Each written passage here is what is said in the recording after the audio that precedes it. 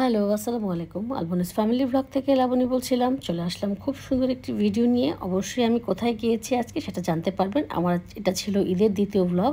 আর ১ম ভ্লগটা কিন্তু অলরেডি আমি গতকালকেই দিয়ে দিয়েছি। আমার মানে গরু কোরবানির যে একটা ইয়ে ছিল, মানে পুরো বাসা পুরো এরিয়ার ভিডিওটাও আমি দিয়েছি গরু কোরবানির।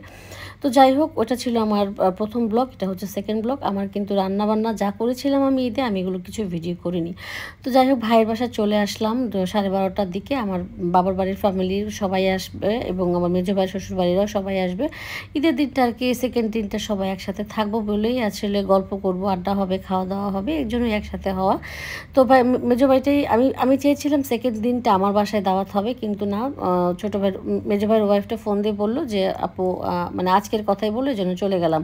আর বড় বোন তো আসতে পারেনি, যেহেতু শ্বশুর বাড়িতে ও ওই করে সব সময় ময়মনসিংহের অনেক ভিডিও আপনারা দেখেছেন। তো যাই হোক, এই যে খাবার দাবারগুলো যে এখন দিয়ে দিবে, এই ফাঁকে আমি একটু পুরোটা ভিডিও করে নিব।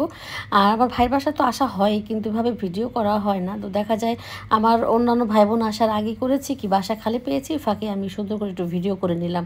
আর রান্নাবান্না হচ্ছে গিয়ে ভাইয়ের ওয়াইফ এবং ভাইয়ের শাশুড়ি করেছে। আসলে এটাই স্বাভাবিক মনে হয়, এটাই মনে হয় নিয়ম। মেয়ের বাসায় আসলে একটু তো টুকিটাকি মেয়ের এটা ওটা করতেই হয়। এটা বোধহয় সব মায়েরাই করে, এটাই নিয়ম আর কি। তো যাই হোক, আমি একটু ভিডিও টিডিও করে নিলাম। আর আমি কিন্তু শাড়ি পরেছিলাম ঈদের 2nd দিনে, এবং আমি ড্রেসও নিয়েছি, বাট ড্রেসটা পরা হয়নি। আমি শাড়িটাই পরেছি। আমার প্রিয় যে শাড়িগুলো হয় সেই শাড়িগুলোই আসলে অনেকগুলো আছে। আর এই তো আমার ভাইস্তাদের একটু চিত্র দেখেন, মানে ঝুলতেছে বড় ভাইস্তাটা, কি বলবো। আর আমার ছেলে তো, আমার মেজো ভাইয়ের ছোটো ছেলেটার জন্য পাগল, অস্থির। ওর কথা শোনার জন্য সে শুধু এরকম করছিল। আমি ভয়েসটা দেইনি, কারণ দেখা যায় কি অনেক সময় আমি ভয়েস দিব, আবার একটু শব্দ হবে, এইটার জন্য আমার ভালো লাগেনি। আর এই যে কিউটিটা যে দুষ্টু হয়েছে, সব কথা বলতে পারে মাশাল্লাহ আমার এই ভাইস্তাটা। তো মাশাল্লাহ অনেক মানে ভালো ভালো কথা, মানে লাগে আর কি, মানে অনেক খুব আনন্দ লাগে যখন ওদের এই আধো আধো মানে কথাগুলো। আর ছোটো ভাইয়ের ছেলেটাও আসবে একটু পরে, বললামই তো, ওরা এখনও আসেনি। ওরা আমরা আসার আধা ঘন্টা পরে চলে এসেছি। ফাঁকে আমি ভিডিও করে নিয়েছি। আর হচ্ছে গিয়ে ছোটো ভাই শালীরাও ছিল, ওরা দেখলাম একটু রেডি হচ্ছে, তো বললো যে আপু রেডি হয়ে নি, তারপর আমরা আমরা ই করবো, ভিডিও করব।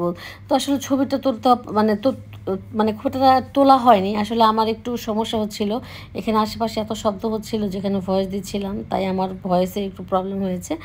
তো বড় ভাইয়াও আসছে, সবাই চলে আসছে মোট কথা। এখন আমি সবাইকে একে একে করে দেখাই দিব। আর হচ্ছে খাবারের সময় আসলে সবাইকে ওইভাবে দেখানো সম্ভব হয়নি। এখন খাবার যেহেতু সার্ভ করে ফেলেছে, আমরা এখন হচ্ছে গিয়ে ছেলেরাই আগে খাবে, এটাই স্বাভাবিক, আর মেয়েরা পরে খাবে, এটাই স্বাভাবিক। তো সবাই যেহেতু আসছে, খুব আনন্দের সাথে আসলে ঈদটা আমরা মানে কাটিয়েছি। এই সময়টা ভেবেছিলাম যে আমার বাসায় হবে, কিন্তু না, এটা হচ্ছে আমার ভাইয়ের বাসায় হয়ে গেল এই ফাঁক দিয়ে। আর এই যে এখন খাবার দাবারগুলো সার্ভ করা হলো, সুন্দর করে খেয়ে নিব। আর রান্নাটা খুব টেস্ট হয়েছিল, গরুর মাংসটা মানে অসম্ভব মজা হয়েছিল।